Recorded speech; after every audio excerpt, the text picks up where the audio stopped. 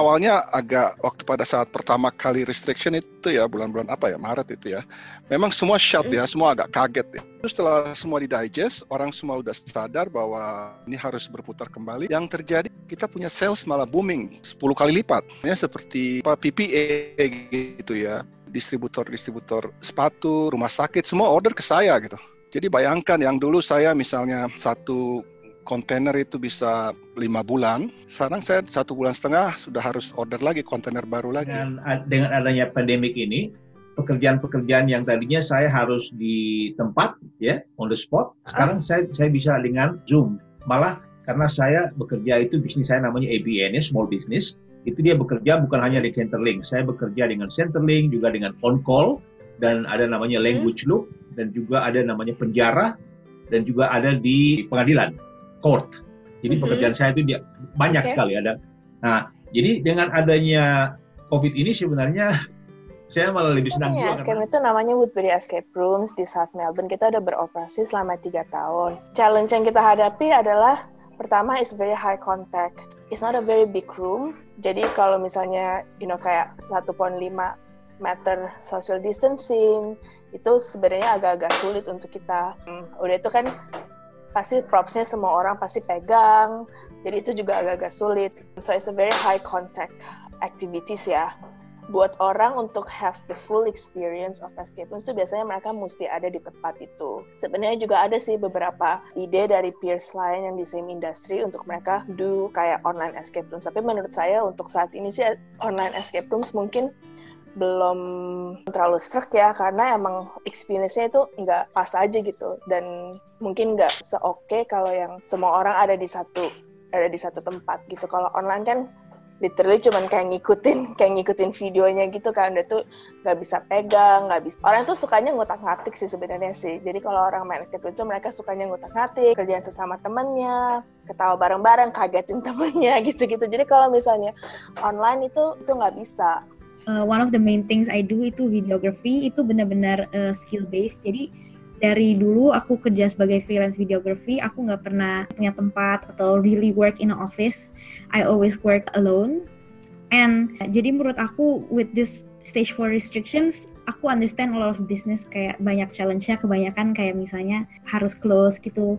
Tapi in contrary, kalau untuk aku, karena aku skill based, mungkin it does not really affect me as bad, karena in a way I still can continue my business. Challenge-nya tuh karena kita nggak bisa ketemu face to face dengan clients kita atau colleagues kita. Jadi biasanya kalau seperti aku videography itu nggak cuman satu orang yang kerja, itu collaborative work banget, collaborative heavy justru. Jadi challenge yang aku rasakan tuh benar-benar karena nggak bisa ketemu dengan colleague aku, itu yang bikin susah sih.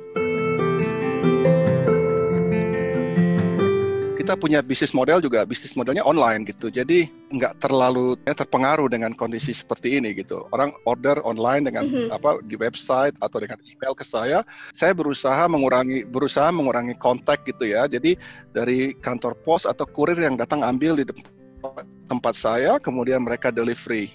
Ada beberapa kejadian seperti minggu lalu itu dari satu laboratorium yang besar ya di Mulgrave itu, Pfizer namanya itu.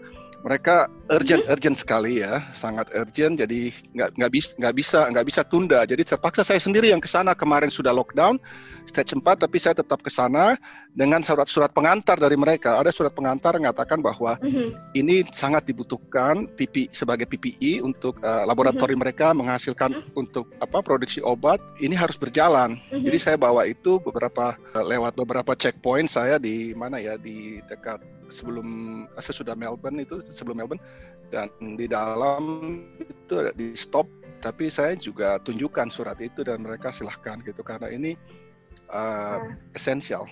Karena sekarang dia kasih saya bukan Zoom, seperti Zoom, ada namanya software baru yang punya security tinggi sekali, dikasih khusus ke saya, jadi saya bisa bicara dengan orang tahanan misalnya, tahanan yang tingkat tinggi yang orang Indonesia kebetulan ya. Nah, ini sangat rahasia, nggak bisa disebutkan. Lalu saya bisa bicara melalui seperti ini, bertiga atau berempat. Terus yang Centerlink itu saya kira malah dengan pandemik ini memang makin banyak orang yang telepon, dan banyak sekali saya pakai telepon 3 ways biasanya. banyaknya three ways. Nah, jadi dampaknya tidak terlalu besar dengan apa yang saya lakukan saat ini gitu, dengan bisnis bisnis kecil ini. Gitu. Cuman paling bisa gift certificates. Cuman mungkin kalau gift certificates tuh orang juga saat ini mungkin takut kali ya, karena kan belum tentu misalnya mereka, aduh mungkin gak ya ini bisnis bisa lewat stage 4, bisa lewat COVID krisis ini, apa mungkin mereka nanti bakal tutup.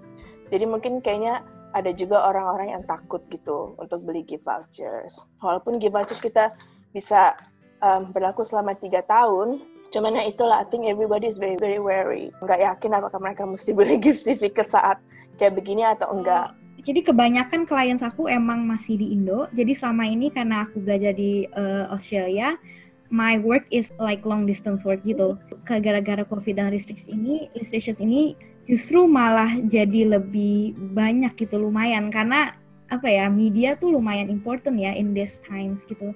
Jadi a lot of people will approach more, kayak lumayan lebih banyak klien gitu. Dan sebagai yang maksudnya jual jasa media itu kita lumayan gampang adaptnya. For example, photography, emang maksudnya photography obviously kita harus datang ke tempatnya, ketemu kliennya dan foto gitu misalnya.